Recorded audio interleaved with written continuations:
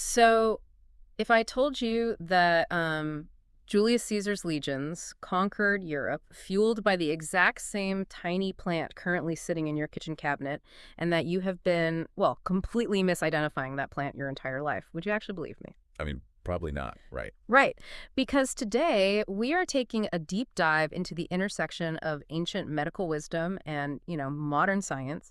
And our target is something that normally just adds a little bit of flavor to a loaf of rye bread. We're talking about caraway. Just plain old caraway. Exactly. And our mission today is to figure out how a simple pantry staple went from feeding ancient Roman armies to becoming this massive focus for modern clinical scientists who are trying to solve some of our most complex chronic health issues.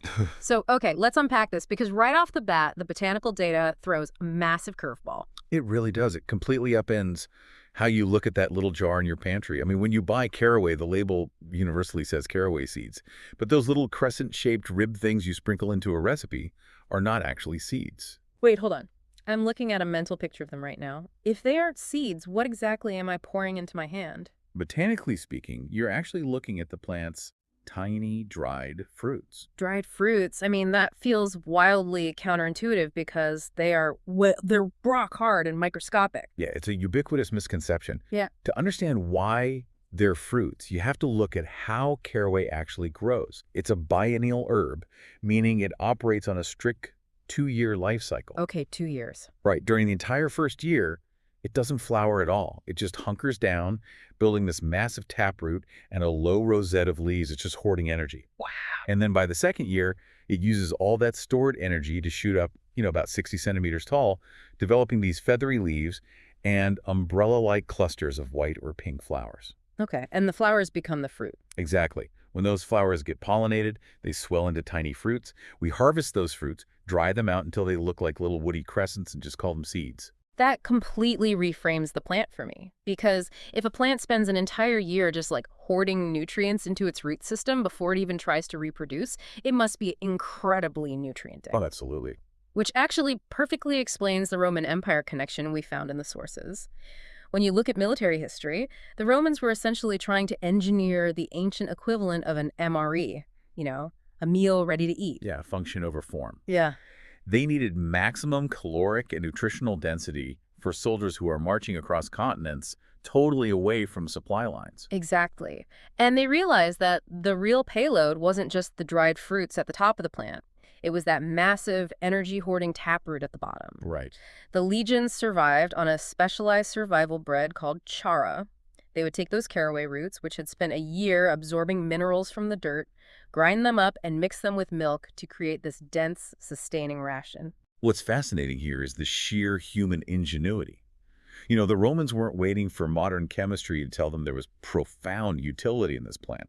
They observed its biology and just extracted maximum value from it. But if it was such an incredible, dense human survival food, how did it end up being used to basically mind control poultry in the Middle Ages? Oh, the pigeon keepers. Yes, because fast forwarding a few centuries, the historical records highlight this bizarre practice where farmers actively mix caraway into the daily feed for their chickens and messenger pigeons.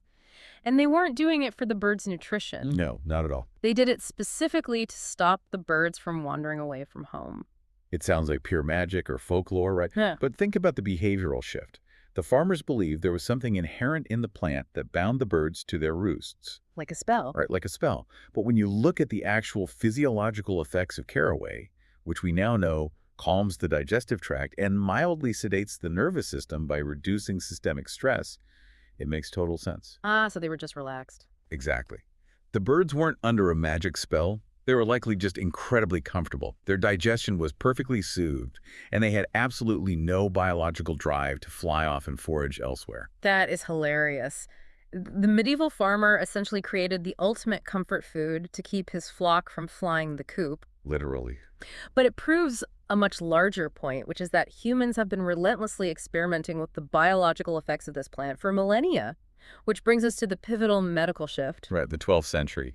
Yes, by the 12th century, German apothecaries stopped looking at caraway as just bird feed or survival bread. They started explicitly documenting it as a premier, top-tier medical treatment for severe gastrointestinal distress. We are talking major bloating, trapped gas, and just agonizing indigestion. And they were incredibly specific about how they administered it, usually as a brewed tonic. But the obvious question is, were those 12th century doctors actually observing a real physiological change? Or were their patients just experiencing, the placebo effect of a warm, nice-tasting tea? Right. Did medieval medicine actually get it right? They absolutely got it right.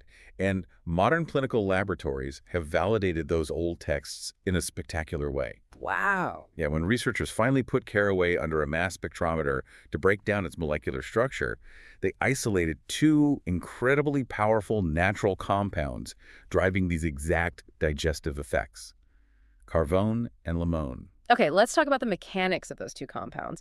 Because from what I'm reading, they aren't just like mild digestive aids. They actively alter cellular behavior. Correct. Carvone and limone are highly potent antioxidants and anti-inflammatories, Yeah. but they work through very specific biological pathways. Okay, how so? Well, when your stomach or intestinal tract is irritated, your body releases inflammatory cytokines, basically chemical alarm bells that cause the tissue to swell, cramp, and hurt. So if I have severe indigestion, my gut is essentially throwing a chemical temper tantrum, causing those smooth muscles to spasm. Exactly. Now introduce carvone and limone. Limone acts as a scavenger. Yeah, it actively hunts down and neutralizes reactive oxygen species. Those are the unstable molecules that are damaging the tissue and keeping the inflammation going. Oh, I see. Meanwhile, carvone steps in and acts as a smooth muscle relaxant. It physically inhibits the calcium channels in your intestinal walls, which forces those cramping, spasming muscles to release and relax. That is a brilliant mechanism. So instead of visualizing it like a microscopic fire blanket that just smothers the stomach, it's more like a targeted intervention. Right. The limone puts out the chemical fire, and the carvone literally tells the muscles to stop clenching. That is exactly the mechanism. And the effects are both immediate and measurable. Clinical researchers in 2017 tested this extensively, and they proved that caraway extract doesn't just soothe an upset stomach. Because of that specific chemical intervention, it acts as a legitimate analgesic. It blocks pain signals. A painkiller derived from a dried fruit in my spice rack. Yes. The 2017 data showed it actively reduces internal swelling, manages chronic gastrointestinal pain, and even physically reduces the presence of ulcers. Wait, really? It reduces ulcers? Yeah, by protecting the mucosal lining of the stomach so the tissue can finally repair itself. And the researchers didn't stop at the gut either. They found that these exact same compounds function as an expectorant. So traditionally, people used caraway to treat severe coughs and colds. Yep. The mechanism there is that the limone actually helps break down the protein bonds in mucus. It thins it out so the respiratory system can easily expel the phlegm. It is remarkable versatility. Oh, yeah.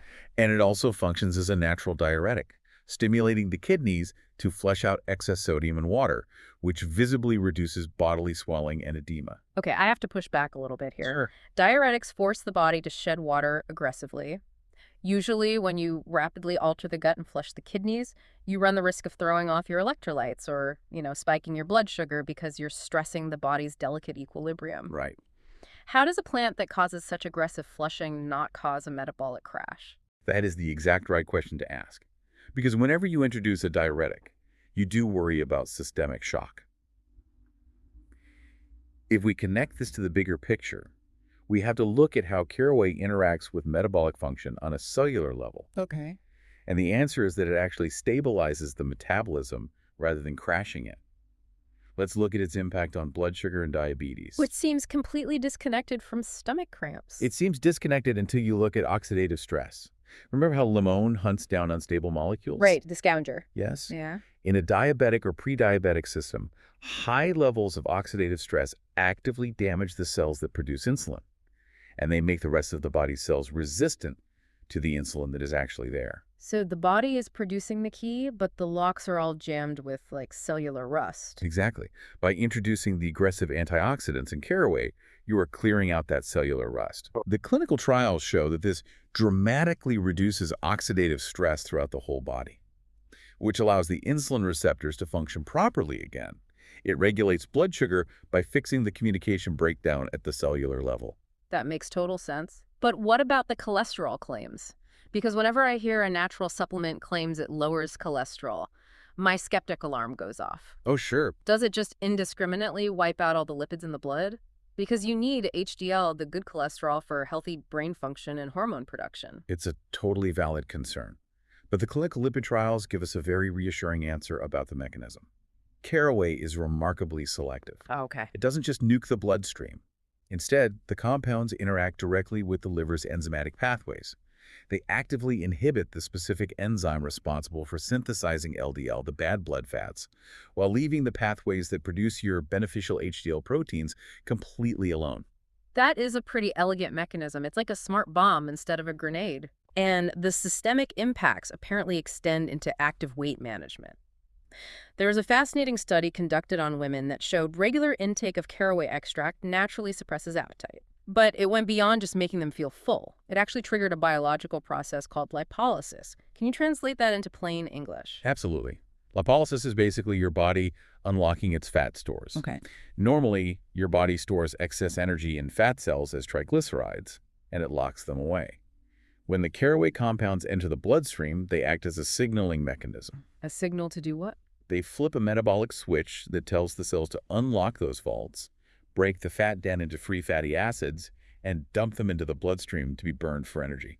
So it's actively telling the body to shift from storing fat to burning it. Exactly. And the researchers demonstrated that this process, triggered by the caraway extract, led to a measurable clinical reduction in both body mass index BMI and overall waist circumference in the subjects. So we have smooth muscle relaxation, selective cholesterol targeting, and cellular fat burning. But the part of the clinical data that really stopped me in my tracks was the connection between caraway, the heart, and sleep. Yes, the findings regarding C-reactive protein. This is a critical piece of the systemic puzzle. Right.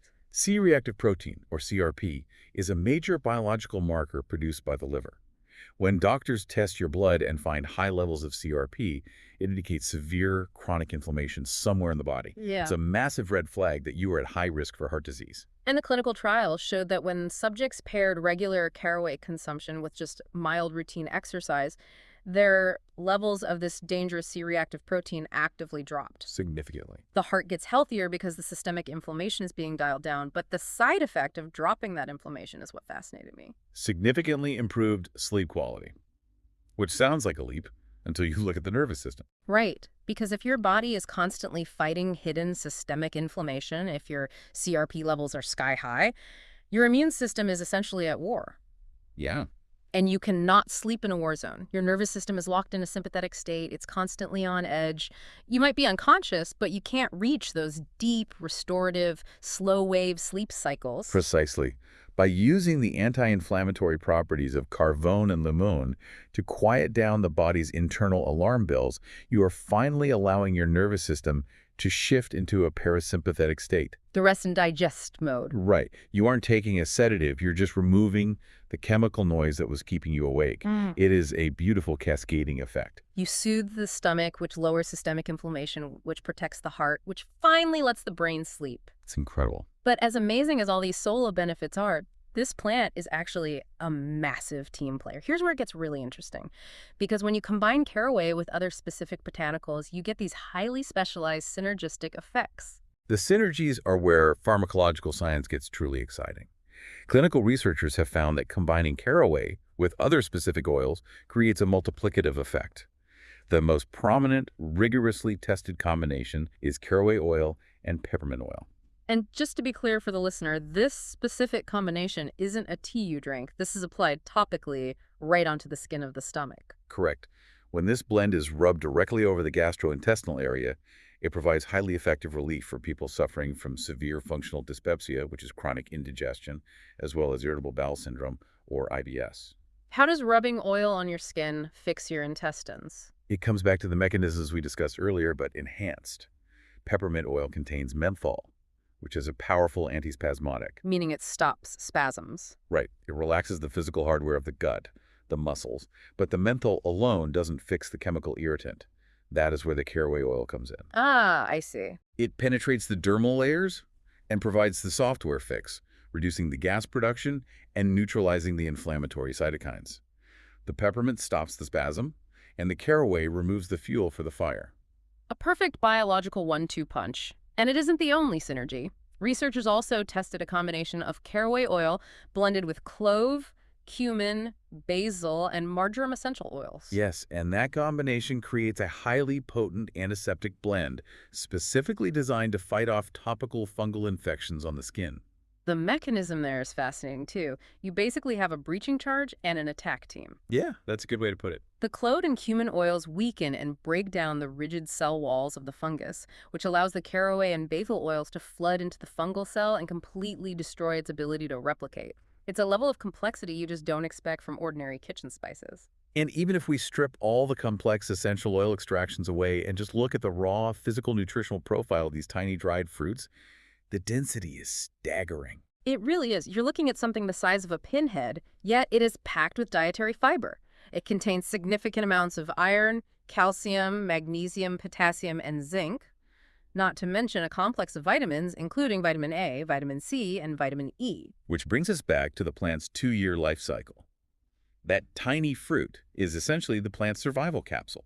Right. It spent a year hoarding nutrients in its root, grew for another year, and then packed all of those concentrated minerals, vitamins, and defensive oils into that tiny shell to ensure the next generation of the plant could survive anywhere. So what does this all mean? We've traveled from ancient Roman survival rations to the cellular mechanisms of lipolysis and liver enzymes.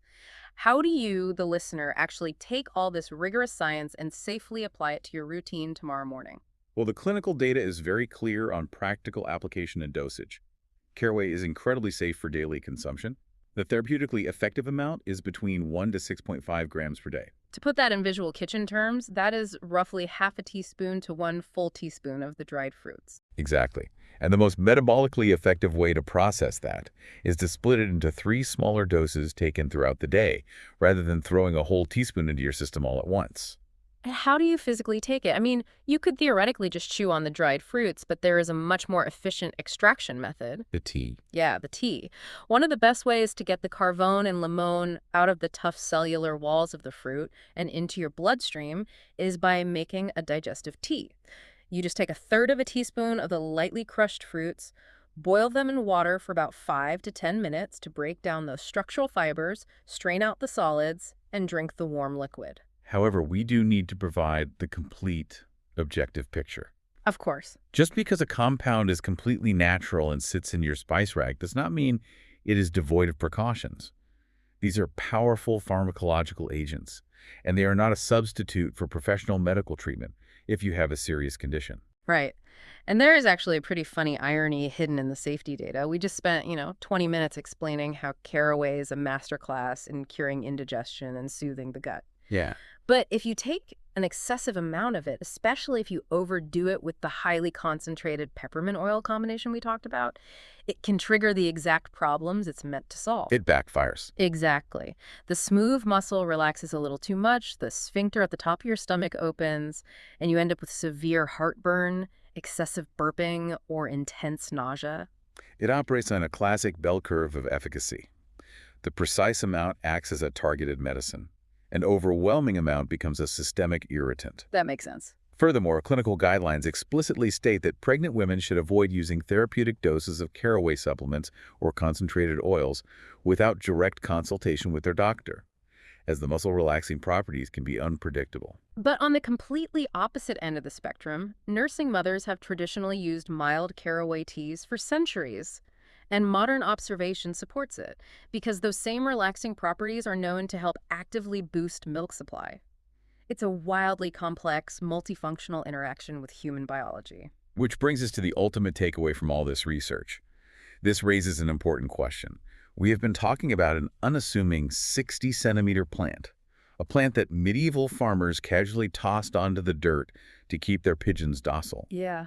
Yet, isolated inside its microscopic dried fruits are precise, clinically proven mechanisms that neutralize inflammatory cytokines, regulate cellular insulin receptors, trigger fat-burning lipolysis, and inhibit liver enzymes to fight our most devastating modern epidemics. It really makes you look out your kitchen window differently. It absolutely should. If a common biennial herb that we casually throw into rye bread can do all of this at a cellular level, how many other ordinary weeds growing along our sidewalks right now are secretly holding the exact pharmacological blueprints we desperately need? How many profound medical interventions are just sitting there, completely ignored, waiting for us to finally look close enough to understand how they work. It is a brilliant point to end on, and a perfect reminder that the most sophisticated technology on Earth is often just hiding in the dirt. We want to thank you so much for joining us on this deep dive. Keep questioning the things around you, keep looking for the mechanisms behind the magic, and the next time you open that cabinet, we hope you view your humble spice rack in a whole new, incredibly powerful light.